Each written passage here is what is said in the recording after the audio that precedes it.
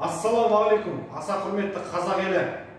Бүгін 10 қазан 2020 жыл менің сіздерге оқиын деп тұрған өлеңімнің тақырыбы оралман деп қадалатын сөз жаман деп аталады.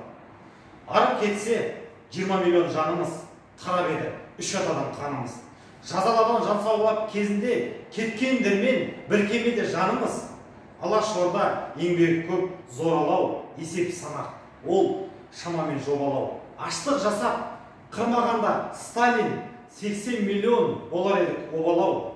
Ұлы көшпен өткен судың селінде, Қытай, Ресей, Өзбекстан елінде, тіл мен салтын ұмытпады қандастар, тұратындар бай өлкенің белінде.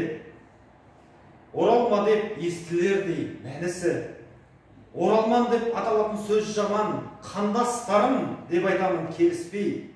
Оралман деп қадалатын сөз жаман, татулықпен бірліктердің сенемін, келген жауды шағып тістер кенемін, елдес қандас бәрі менің жандарым, әрбір қазақ жауынгерім сенемін.